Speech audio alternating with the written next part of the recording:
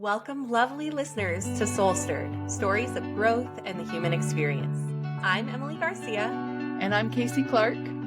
We will be your guides on this journey. We are so glad you are here. Each week, we'll come together, sometimes with other incredible thinkers, creators, and adventurers, to generously share stories of self-discovery, recovery, triumph, and what it means to live a life on purpose. No matter where you are in your own journey, connection is here for you at SoulStirred. Settle in, take a deep breath in, and let's inspire each other. Welcome to SoulStirred. Welcome back, SoulStirred listeners. Today we are here with an episode of Tribe Talks. And Kasey and I are doing this cool new thing where you all get to write to us and ask us questions. And we have a fun question today. Here it goes. Are you ready, Kasey? I'm ready. Bring it on. Okay. I just started seeing this guy, and whenever he says he's going to do something for me, like cook or take me somewhere new, he always asks, has anyone you've ever been with done this for you? Like the same way I did. It's almost predictable at this point. I've never been with someone who needs to know if others have matched their efforts or delivery. Is that kind of weird? Okay, this is a fun question. Yeah. The place it takes me is wondering, what is his intention? Like, what is it that he's really wanting to know when he asks, has anybody else ever done this for you? Yeah. I almost wonder, I'm going to assume that the pronouns of this person are she and hers based on the question. I want to invite her to pause when he asks these kinds of questions and get curious with him to say, what is it that you're really wanting to know? Like, what's important to you about how I might answer this or not answer it? I also want to tell the boyfriend, comparison is the death of joy. Like, what has you needing to compare yourself to other men that she's been out with and how they've behaved? Stop doing that. Yeah. What's important? Don't do that. What's important here is the impact that you're having right now in this moment on her. Both through the acts that you're offering, whether you're cooking for her or taking her out. It sounds like he's wanting to know, am I special? Like, is this unique? Am I doing something for you that no one else has ever done? And how's that making you feel? Yeah. Yeah. Does it matter what I'm doing? You know what it reminds me of is when we were doing child protection. I remember having a conversation with you about parents that would say to me, are you even a parent? Yeah. And you said, they're not asking you if you're a parent. They don't care. You could have 10 kids. You could have a kid the same gender, same age as their child. That's not what matters to them. Right. What matters to them is, do you care to know who I am? And it's similar to this guy. He's not asking, like, has anyone done it for you? Even though those are the words that are coming out of his mouth. Yeah. He's asking, are you appreciating what I'm doing? Does this matter to you? Am I doing the right thing? And unfortunately, yes, I think you're right about that. And the way that he's setting it up sounds like it's making her feel some sort of like twitchy and swirly around it. Like by comparing what you're doing for me to has any other man ever done this for me in this way is having the opposite of the impact he's wanting to have. It sounds like to me. Her asking us, is it weird that he's doing this? Sounds like she's feeling like it's making her feel weird. Yeah. So don't compare. Don't compare yourself or your acts of service or your acts of love to anything that's ever happened before. He wants to be her special friend. I think there's actually something kind of sweet to it. Yeah. And the way he's going about it is not calling forth sweetness. It's calling forth something spicier. Like, why are you asking me that? Exactly. It could be that his love language is words of affirmation. Maybe he is a person who needs to hear, you're doing a good job. I love what you're doing. And that could be a place for them to explore together. Like, hey, what is your love language? What makes you feel appreciated and seen? Yeah, I love that. I love that. If she's interested in continuing in the relationship after he's asked her this question so many times, here's some ways that they could expand. That's the kind of thing you do have to script your response, because if you're like, okay, well, what am I supposed to say to you? Yeah, that. No, this has never been done, even if it's not true. Exactly. That's what takes me to the place of, I would want to know from him, like, what are you really asking? What are you really wanting to know right now? Like, how could I answer this question for you in a way that would give you what it is you need? Not in a way that compels me to lie, but so that I give you, like, that I satisfy whatever this thing is that you are longing for. Are you wanting to know that you did something for me that, was really unique, that I had never experienced before? What's important about that to you? Maybe it's true that you just cooked for me and so have 5 other people, but I really am enjoying it because it's you. Yeah. And be careful what questions you ask, because you may not want the answer. What if you just cooked for me and so have 5 other people, and this one other guy did a great job. He really was, culinary expert and had the whole, everything with like the beautiful swirls on the plate and all the stuff, and nothing you're doing compares to him. Do you want to know that? Yeah. Yeah. No, I wouldn't. Yeah. How would that land with you if I told you the truth? And do you still have the same question? Yeah, I don't know. I think my answer to this listener's question is yes, it's a little weird. Okay, well, I disagree. I maybe think it's like a tiny bit weird, but I think it's kind of coming from a place of insecurity. Yeah. Like, he wants to know, do I matter? Yeah. Well, that's really compassionate, Emily.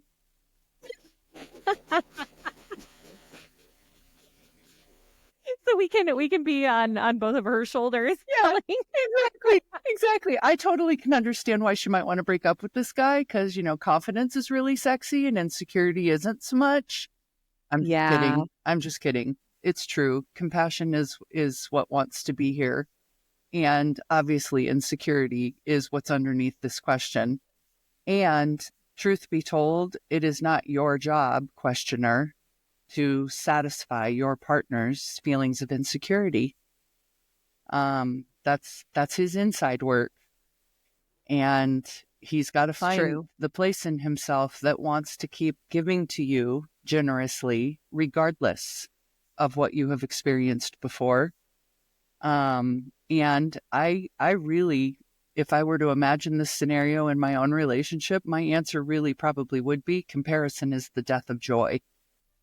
And I'm really enjoying the food that you cooked for me. And I really love that you went out of your way to do this for me. Like, I see your act of service and I receive your love. Ooh, I like that. So, listener who wrote to us, write that down.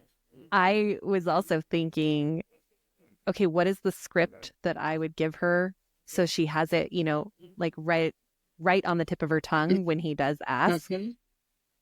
And I think I would follow it up with a question and say, I noticed that you ask that a lot. Can you tell me why you want to know? Yeah, that's good.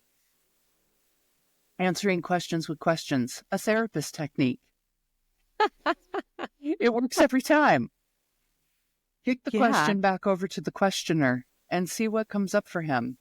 The other thing that you might try is communicating how these questions are impacting you.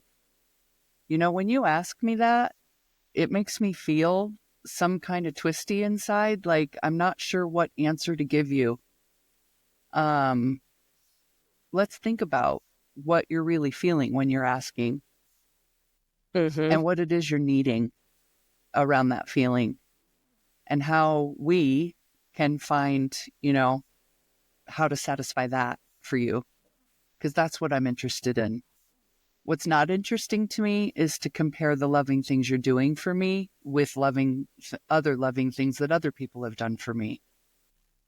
That Yeah. conversation, you can sort of feel the swirl in it, how it takes you nowhere. There's no forward action that's going to come from that. But getting Yeah. with what is it that you're feeling when you're asking? What are you intending with that question? And how can we be here for you around whatever that feeling is? Feels like it could create an opportunity to deepen the relationship.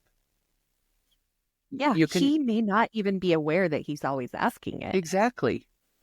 Well, admittedly, those of us with some insecurities are not always aware when our insecurities are what are leading us forward. But that's how you could use this as an opportunity to help him see. Basically, the way you're behaving is not very attractive to me, but those aren't the words that you want to use. No. What you want to find is what is the need that he's filling, and how can the relationship satisfy that need? That's good. Yeah. Yeah. Yeah. And that does lead me back to like, is it a little weird? You said something a minute ago about when that's what's happening, it's kind of hard to move forward out of it.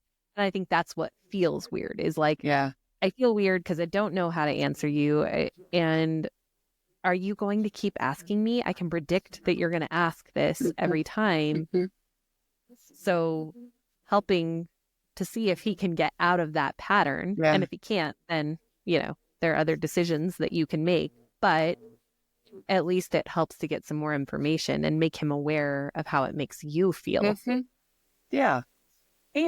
Or we could be totally wrong. And maybe what he's after is just creating unique experiences with you. And that can be another fun relational conversation to have outside of the context of, did I just do something for you that no one else has ever done?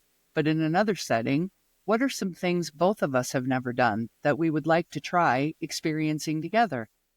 Ooh, I was, make a list. Yeah, like you can make relational bucket lists, which I did in a relationship that I was in. And it's so much fun to have that kind of conversation with each other, to sit and say, what are some things in life that you've never experienced that you'd like to experience for the first time with me? And build your relationship bucket list. And then, get on with doing the things and clicking them off the list one thing at a time. Because maybe there is something here that's important about having newness and uniqueness with each other. And so know that there are ways to create that too.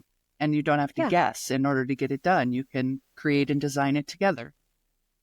And it can be done by both people. When my husband and I were first dating, I would say, all right, you're not planning the date. Actually, I still do this occasionally. You're not planning the date.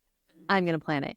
And then I wouldn't tell him. And I would go into like Groupon or just search events happening around Denver, find the most random thing. And one time I took him to this kind of sketchy looking warehouse area, and we pull up and he's like, where are we going? I'm like, don't worry about it. And it's like, okay, we're in the right place. And we walk in and it's roller derby. Neither of us had ever seen roller derby before. And he was like, this is the most unique date I have ever been on. That is so fun. I was like, I want to see roller derby. Yeah. And so you're going to go along and we're going to enjoy this together. Yeah. And it's really fun. So I think the other part of it is, it doesn't have to be just him saying, am I the first person? But like, what can I do that I would really enjoy that is new to me and maybe new to you as well? Yeah, because it is totally understandable to want to have new relationship experiences and to be a person's first with something. Yeah. I get that. My mom is later in life and in a new marriage. She and her husband have been married now for, I think, 5 years. And this is something that comes up for them a lot because they both had already previously been married to the people that they consider to be the loves of their life. And they both passed away. He lost his wife. My mom lost my dad, some years ago. And this comes up for them where they go to try to plan a trip or an occasion or something together. And often one of them will say, well, I did that with, or I've been there with. And so I can also understand from that perspective that there's like just a little bit of hurt, or maybe even hurt is too strong of a word. It might be disappointment, that it's like, well, I want to be the first time, for instance, that you get to see Ireland. I don't want to go do that with you and you've already done it with your other wife, you know? And so Yeah. I do have compassion for this questioner's boyfriend wanting to have the freshness and the newness of those experiences with his partner. And I love what you just offered, which is take turns making date plans for each other. And to use Emily's model, think of things that you really would like to go do that you've never done before. The roller derby is so creative and wonderful. I love that you did that with Adam. It's so fun. Yeah. Yeah. Yeah. Go on Groupon. That's where you'll get your ideas. Yeah. Yeah. I love that. This makes me want to go on dates. I know. Well, we can also take each other. Yeah. Let's make that commitment. I love Yeah. that. Cool. Well, we hope this answered our listeners' question in the best way possible. You are all welcome to write to us and ask us your own questions. If you go to the show notes that are accompanying this episode, you will find a link where there's a form that you can directly submit your question to us. And we would love to hear from you and answer any question you may have. And as you learned with this question, sometimes people add a name and sometimes they don't. So if you want to be anonymous, you can be anonymous. That's totally okay. Permission to be anonymous. And this is totally fun for us. So whoever your name is, thank you for writing in and asking, because it makes great fodder for good conversation. And we hope that you found something helpful and useful in the response. Yeah. Take care, everyone.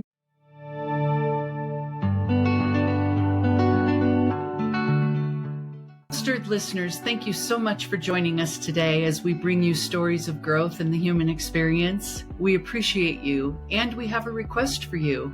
If you will take 30 seconds to do these 3 things for us. 1, follow or subscribe to SoulStirred Podcast. This makes sure you never miss an episode and helps us to make sure you never miss an episode. Head over to your preferred platform, click the SoulStirred Podcast show page, and click the plus sign or the follow button. Second, we'd love it if you could give us a 5-star rating while you're there. Finally, choose your favorite episode and share it with a friend. We are so grateful to all of our listeners for your continued support helping SoulStirred grow and ultimately inspire others through authentic connection. Don't hesitate to reach out with ideas, stories, or questions. We are always eager to hear from you. Our email and social links are found in every episode's show notes. Until next time, keep stirring your soul and embracing your journey. Take good care of yourselves and of each other. Bye-bye.